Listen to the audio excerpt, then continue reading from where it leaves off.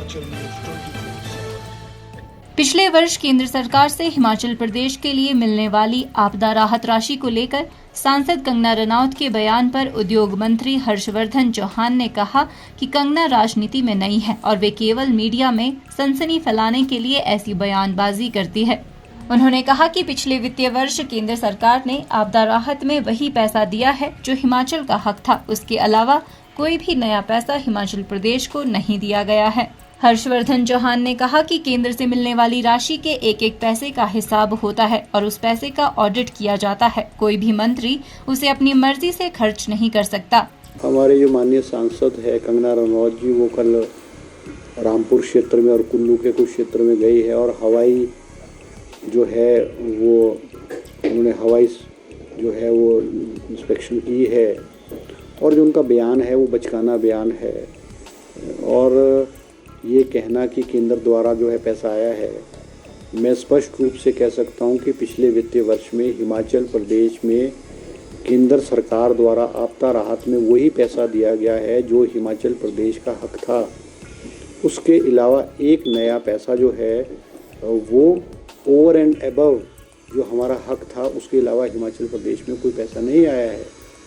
कुछ लोग, कुछ भारतीय जनता पार्टी के वरिष्ठ नेता प्रधानमंत्री सड़क योजना के विषय में चर्चा करते हैं कि वो पैसा आया है, या प्रधानमंत्री आवास योजना जो पंचायतों की स्कीम है उसके बारे में चर्चा करते हैं। तो ये स्कीम्स तो नॉर्मल रूटीन की स्कीम्स है और ये हर स्टेट को जो स्कीम्स है, जो हिंदुस्तान के जितने भी राज्य हैं उन स्टेट को government of India according to their share, according to the proposals, वो हर स्टेट को देती है और हिमाचल प्रदेश को भी वही पैसा मिला है।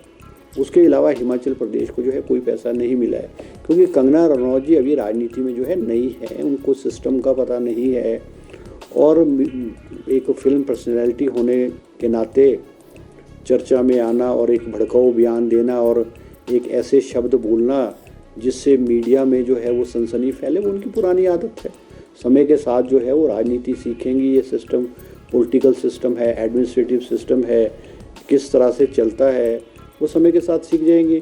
और केंद्र द्वारा या किसी भी प्रदेश द्वारा कोई पैसा खर्च किया जाता है, वो एक एक पैसे का हिसाब होता है और वो पैसा जो केंद्र सरकार द्वारा या हिमाचल प्रदेश के भी कोई डिपार्टमेंट या किसी स्कीम का जो पैसा होगा उसकी ऑडिटिंग होती है, उसकी सैंक्शन होती है, उसकी मॉनिटरिंग होती है, उसकी सुपरविजन होती है।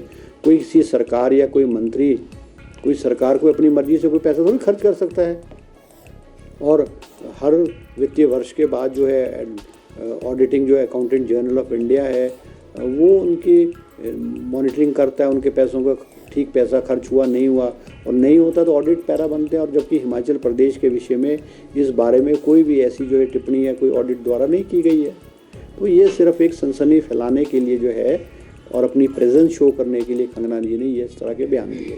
प्रदेश सरकार द्वारा हिमकेयर योजना को बंद करने के सवाल पर उद्योग मंत्री ने कहा कि सरकार द्वारा केवल उन्हीं योजनाओं को बंद किया गया है जिनका लाभ जनता को नहीं मिल पा रहा था। उन्होंने कहा कि हिमकेयर योजना को लेकर निजी अस्पतालों में अनियमितताओं की शिकायत आ रही थी और करोड़ों रुपए के फर्जीवाड़े की शिकायतों के चलते निजी अस्पतालों में योजना को बंद किया गया है।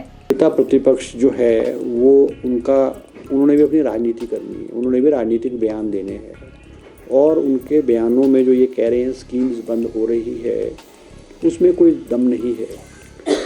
कांग्रेस की सरकार और माननीय मुख्यमंत्री ने कोई ऐसी स्कीम नहीं बंद की है। स्कीम्स अगर बंद की गई है तो वही स्कीम्स बन गई है जिनका जनता को लाभ नहीं मिल रहा था। अब ये जो आपके हिमकेयर की स्कीम है जिसका ये जिक्र कर रहे हैं, या आयुष्मान भारत की स्कीम है जिसका जिक्र किया जा रहा है, मैं आपके माध्यम से ये भी कहना चाहूँगा कि जो ये कहते हैं कि आयुष्मान भारत जो है गवर्नमेंट ऑफ इंडिया की स्कीम है, हिमाचल प्रदेश को आयुष्मान भारत में केवल 45 करोड़ रुपए मिलते हैं। उससे ऊपर का खर्चा जो है वो हिमाचल की सरकार वहन करती है। पिछले वित्तीय वर्ष में आयुष्मान भारत में राउंड अबाउट को 85 करोड़ रुपीस के करीब खर्चा किया गया है, जिसमें से कि 45 करोड़ रुपया जो है वो गवर्नमेंट ऑफ इंडिया से आता है और 40 करोड़ रुपए के करीब हिमाचल प्रदेश ने आयुष्मान भारत स्कीम में जो है वो पैसा खर्च किया है। और हिमकेयर स्कीम है, ठीक है। हिमकेयर स्कीम जो है, जब मुख्यमंत्री के ध्यान में ये लाया कि प्राइवेट हॉस्पिटल्स जो हैं वो ओवर चार्जिंग कर रहे थे और इस पैसे का जो आधार कार्ड की डुप्लीकेसी और उस आधार पे जो पैसे को गबन करने के हॉस्पिटलों ने प्रयास किया और इस तरह की बहुत सारी शिकायतें जो हैं सरकार की और हेल्थ डिपार्टमेंट के समक्ष में आई है।